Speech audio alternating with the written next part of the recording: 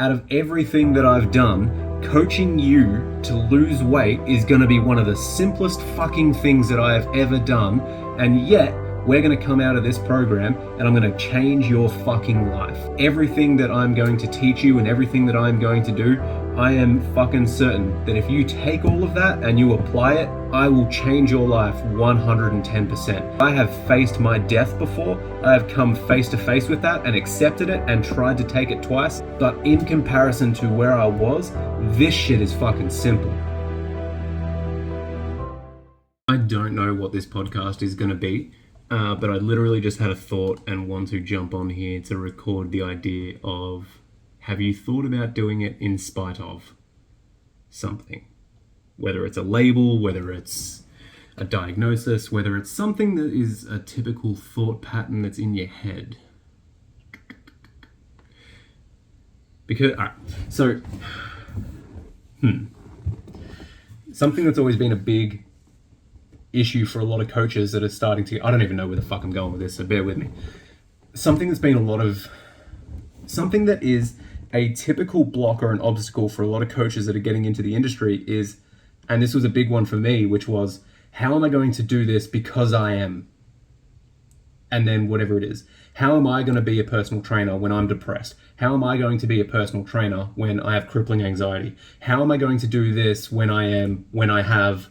And it's those associations that, in my head anyway, oh my God, where is this going? It's those associations that we put up as mental blocks, as mental walls. I'm not good at this, therefore I don't. And it could just be something where I'm starting to see a lot of it on TikTok, Instagram, fucking everywhere else in the universe, let's just say, that everything that we do is self-imposed. And if you take action on stuff that is self-imposed, you're never going to go anywhere. Because there's a lot of people that are, particularly that I'm starting to catch up with now from, like, there's some people from high school, and there's some people, I don't even know, this is what I used to, I've got a little thing on my finger that you can't see, but if this goes up, then people will see this little thing. It's a cap for one of my paints that I use for D&D. But anyway, catching up with a lot of people, and I'm starting to hear feedback from people now that we're actually starting to get some momentum, we're actually starting to change lives, and we're going international, and holy shit, the Fitness Genie is actually starting to become a very successful business, and by definition we are in the top 1% of businesses in Australia based on revenue. So that's pretty fucking wild. And now that we're successful, it's crazy to hear that people are like, hey, yeah, oh my God, fucking knew you could do it. It's like, well, then fucking share my shit. Why didn't you do that? Where were you when I fucking needed the support, huh? You weren't anywhere then. But anyway, off topic. Doing things in spite of. So when I started in the industry, the reason I created the Fitness Genie was because I wanted to talk about my mental health and how fucking poor it was. Because I felt like a massive imposter trying to help people look a certain way and move a certain way. And movement used to be my jam because I'm obviously personal trainer. But experimenting with different movements and trying to feel it in a particular part of the body and isolating particular muscles and trying to do this, that, and whatever, and trying to get as complex as possible with movements. Learning how someone moved and how the body moved and how it was just so interesting for how it all worked together. How your left calf could be impacting your right glute, which could be impacting your left shoulder, which has been impacting your fucking neck. And all of that starts down the kinetic chain. And that just fucking blew my mind when I was like, holy shit, this is how it all works together? Fuck that, I have a lot to learn. So trying to be a personal trainer and trying to look a particular way, it was, I'm not going to be a successful personal trainer because I look like this. I'm not going to be a successful personal trainer because I have depression. I'm not going to be a successful personal trainer because I have crippling anxiety. How am I meant to go out and get new clients or do cold calls when I am absolutely fucking riddled with anxiety, cannot even fucking get out of bed in the morning, and all of these yada yada yadas that I was just like, I can't do this because. And the script completely changed when I was like, well, I fucking have to. Because it's not about me. I know that I've spoken about this heaps of times, and this might even be that podcast. I don't know yet. There's literally no script to this. There's no nothing, as you can tell. I've no fucking idea what I'm going to talk about. But it's not about me. And when I met Beth, I finally met something that...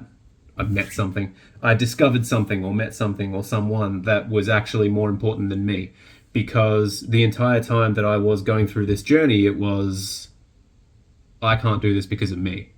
And I don't want to be alive because of me. And finally, I had met someone or something to actually work for and have a purpose and actually have that ability to be able to say, it's not about me anymore. It's about this woman that I want to spend the rest of my life with. And it was like the second date where I was like, nah, fuck this. This is the woman I'm marrying. I'm doing everything I can to keep her around. And that energy, honestly, I don't know if the Fitness Genie would be where it is today if it weren't for Beth. Because of that mental shift that happened of, I'm going to do everything I can to keep this person in my life. And that mental energy shift quickly became what I was known for of, man, Trav is so determined. It's like, well, yeah, because I don't want to let this person down. I'm doing everything I can right now to make sure that we, Beth and I, have the flexibility financially and then also time-wise to spend with our family and be there to help her and provide for the family and do all that fucking manly stuff. But then also be there to pick up and take the kids to school and basketball practice and fucking horse events. My God, if they do horses or become equestrians, I'll fucking support them. But my God, I fucking hope they don't. I'd rather them play soccer.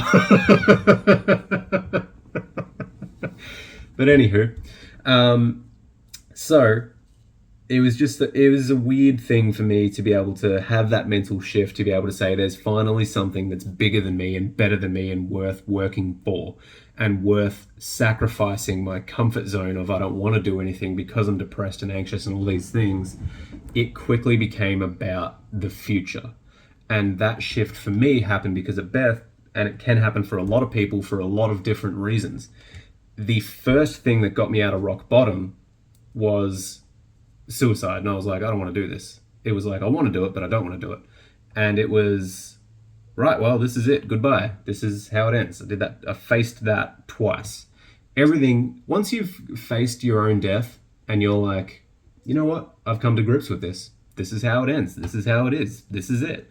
Once you've done that, everything suddenly becomes so much easier to do or to justify to yourself.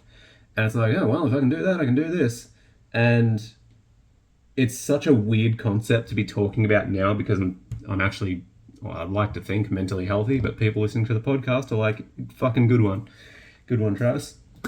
You may have fooled everyone else, but not us. Definitely not fooling people on TikTok, if I can tell you that much. The thing that switched for me was doing something in spite of.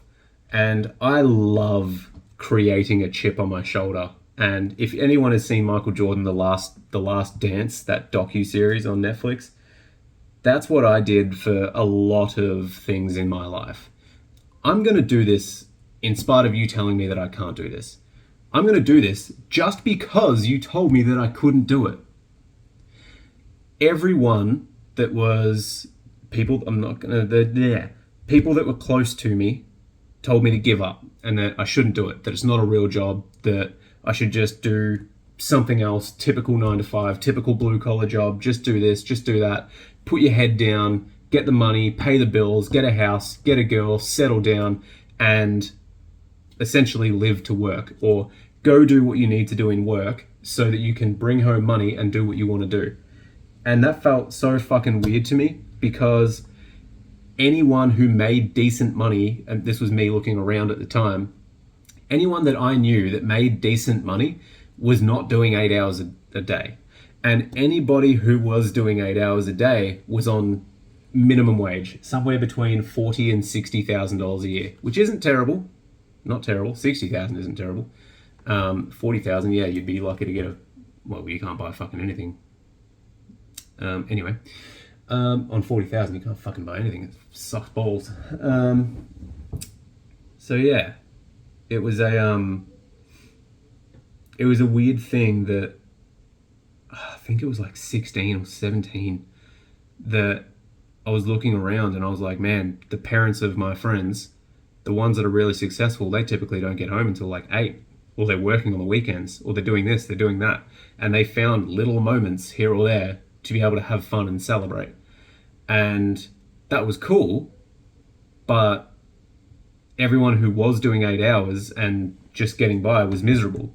And it was really funny how the people who were working more, doing something they enjoyed, made more money and also seemed happier. And yet the advice that I was getting at the time was, you don't have to like your job, you just have to get paid so that you can go off and do something that you want to do.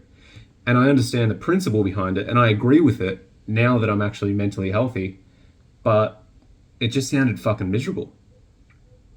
Working 5 days a week for 8 hours a day to be able to have 2 days on the weekend where I could sit down and relax, because everything else during that day was going to be 8 hours of sleep, 8 hours of work, there's 16 gone.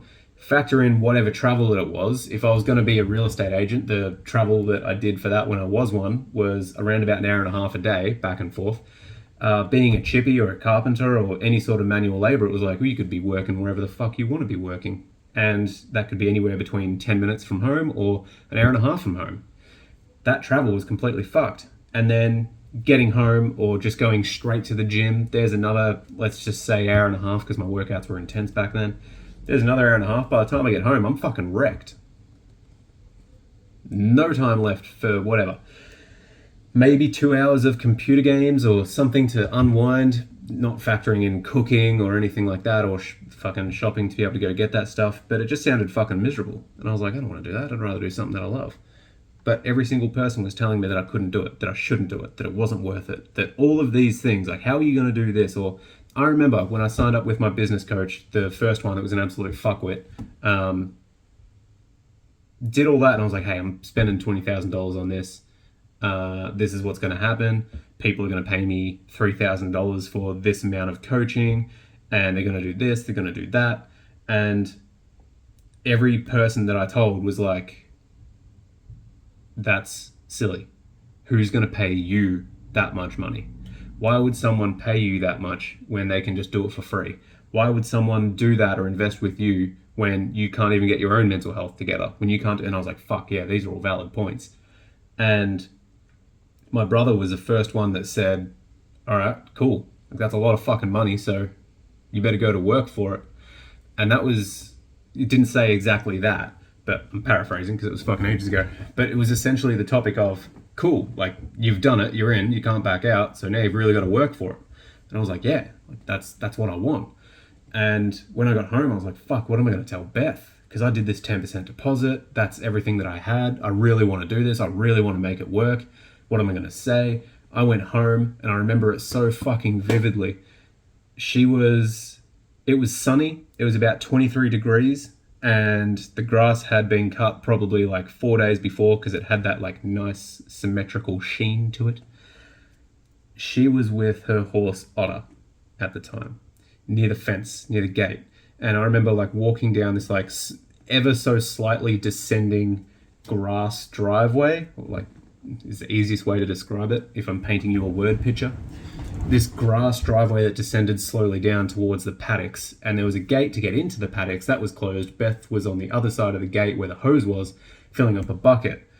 And I was like, hey, how's your day been? And she's like, yep. I can't remember a single fucking word she said because I was so in my head about, how do I say this? How do I say that I've just spent $20,000? And as she was talking in my head, I was like, I've spent $20,000. I've spent $20,000. I've spent $20,000. Until eventually I cut her off and I just went, I've spent $20,000. She was like, what? And I went, yeah, that coaching course that I was going to do, I put the deposit down like a few hours ago. I'm in. I think I'm going to do it. And she stopped filling up the bucket, looked straight ahead, which was, for me, if she's looking straight ahead, I was on her left side. She looked out to the neighbors and just went, wow. And then something was just like, okay. And then she turned to me and she went, okay, we'll make it work. We'll find a way to make it work. And I nearly broke down in tears. That was like the first time that I've ever had some sort of support to be like, oh my God, you made this decision? That's awesome. I'm going to support you through it. And she said we for the first time. And there's been we of like, yeah, we're coming because we both got invited somewhere, or we're doing this because both of us are in this. But I said that I have done this thing and I spent this money and I did this, and she went, okay, we'll figure it out. And I was like, oh my God, that's what that feels like? That's what support feels like? Man, I haven't had that in fucking 20 odd something years. And it was just so refreshing. I could have broken down right there, but I was like, oh my gosh, okay, good. And then we just hugged for, it felt like the world's fucking longest hug. But then I was like, sweet, I'm in, I'm doing this. And that chip on my shoulder, it almost got healed to the point where I was like, fuck, I'm going to have no motivation. But it almost got healed in the sense that I was like, oh my God, I want that. Like, that's all I want. And then that support, I was like, okay, how do I give that support back to Beth? How do I do that? How do I do everything I can for this woman? And that quickly became the purpose that I was looking forward to. That was the thing that I was working for. And the thing that I was working against, which is where I work better, is that typical like under pressure, back against the wall, and just those types of situations, things tend to just slow down a lot for me. And I know it's because of the adrenaline and because everything seems to be going fast, but when the adrenaline is pumping, your heart rate increases, so your blood flow increases, so you can actually think a lot more clearly if you learn how to manage that. And I did through majority of my sporting career. So all of that was just, that's where I work better, and I know that, and I know that for a fact. But everything from anyone that had ever said, you can't do this because, and even when I would say it, I would be like, I can't do this because I'm depressed, or I have depression, or I have anxiety, and I can't do these things that a normal person would do.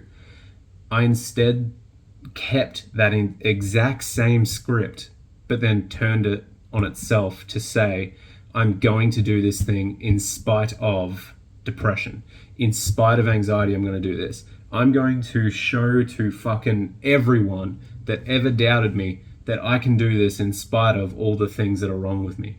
And it's become a very powerful story for me in business to be able to say, hey, I understand where you are, because it took me 60 minutes of crying in my car for a gym session that didn't even last 1 minute. I was homeless on the Mornington Peninsula, living in a fucking Camry that I didn't even fit in. I think it was like a 2000 Camry. I didn't fit in it, but I had a sleeping bag, and I was looking for work. I was homeless for 2 months, and I made it work somehow. Out of everything that I've done, coaching you to lose weight is going to be one of the simplest fucking things that I have ever done, and yet we're going to come out of this program and I'm going to change your fucking life. Everything that I'm going to teach you and everything that I'm going to do, I am fucking certain that if you take all of that and you apply it and you fucking do it, I will change your life 110%, because this is simple shit. Because I have faced my death before. I have come face to face with that and accepted it and tried to take it twice, and I failed at that. Everything from this point forward is so fucking easy for me in comparison to where I was. Yes, it's still stressful. Yes, it is still difficult sometimes, but in comparison to where I was, this shit is fucking simple. And I'm going to show you how simple it is through these very simple methods that I have given to literally over 1,000 fucking people that have come before you. And I'm going to show you how you can do this yourself, so you don't have to pay another fucking cunt out there in the fitness industry that is blasting 1,200 calories and unlimited HIIT classes so that they can get a before and after off the back of your mental health being expended, because fuck your mental health. You're a number in the system. You need to pay us because the owner needs the revenue coming in, so that way we don't go under and these 3-4 people lose their jobs. So fuck your mental health. We need you to look a particular way, so we're going to starve you so that we can do that for marketing purposes. Where the fuck did that come from?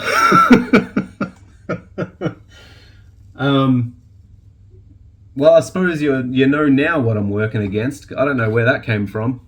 Apologies.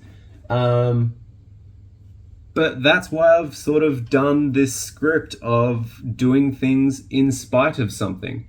And I'm seeing a lot of people, particularly on fucking TikTok, something comes up where it's general typical advice of this is how you lose weight, or this is how you can lose weight.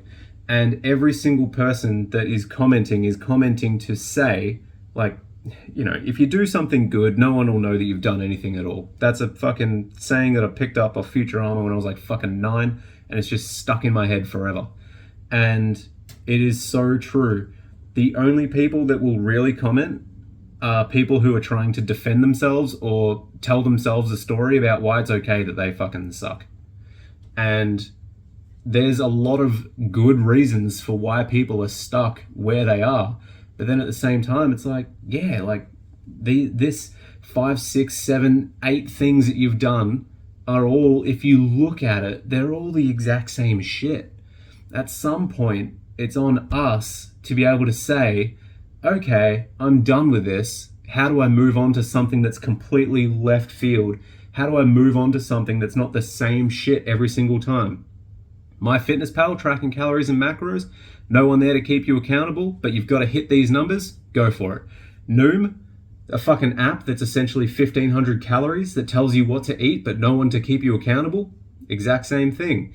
Keto, numbers that are keeping you, or fucking don't eat carbs, and you have to keep yourself accountable, and there's not too much going on there, but as long as you don't eat a carb, you're fucking fine. Same shit. You can say the exact same thing for Keto, Noom, MyFitnessPal, Jenny Craig, Weight Watchers, HelloFresh, YouFoods, My Muscle Chef. All of these things are the exact same shit with different marketing. It's done for you. Meal plan delivery, so you don't have to think, so you don't have to cook, so you don't have to do fucking anything other than chuck it in a microwave, which is good if you're after convenience and after the things that it's selling, but not if you're like, because they all sell fucking weight loss meal plans, right? Like, hey, if you want to do this, just fucking eat this meal plan, you'll be fine. What happens when you finish it? No one ever asks that question. No one ever asks what next, because the company that's selling you the now has no fucking answer for what's next. At some point, the responsibility has to fall back on you or me as the consumer to be able to say, hey, what's next? Like, what happens when I finish? Or what happens when this? What happens when that? What's the accountability like? How does that look? How many people that do your program actually sustain their results? How many people do you have that you follow up with 3, 6, 9, 12 months? We're just not asking questions. I understand why we're not asking questions. It's either A, we don't know the questions to ask, or B, we can't be fucked asking them because we're so mentally depleted from everything else that's going on in life. We're just like, yeah, shut the fuck up and tell me what to do. So we can't exactly blame the fitness industry for giving you exactly what you wanted. I don't want to think, I don't want to do anything, I don't want to lift a finger, just fucking tell me what to do. I want to show up and do this. Cool, we can do that. Pay us. Okay, cool, here's all this stuff. And then a year later, yeah, that didn't really work for me. Yes, it did. It told you what to do. It gave you exactly what you wanted. You asked for it and it was delivered on a silver platter. It worked. But it didn't work long term because you didn't factor in long term. Because you didn't want to look at 6 months from now, 12 months from now. Which is where we get a lot of our clients coming in. And I bring it up for them because I've fucking seen it. I bring it up for them and say, where do you want to be in 6 months? Where do you want to be in 12 months? What type of stuff have you done in the past that we can do differently so that you can keep your results for when you finish? I'm asking these questions as the coach to you, like that you should be asking me. But I'm bringing them up because I know what people are going to go through, and I don't want the fitness genie to be another person or another fucking organization that just falls into the fitness industry bullshit of, yeah, that didn't really work for me. We are here to make ourselves redundant. It's the world's fucking shittest business model. I don't know why I fucking tripled down on it.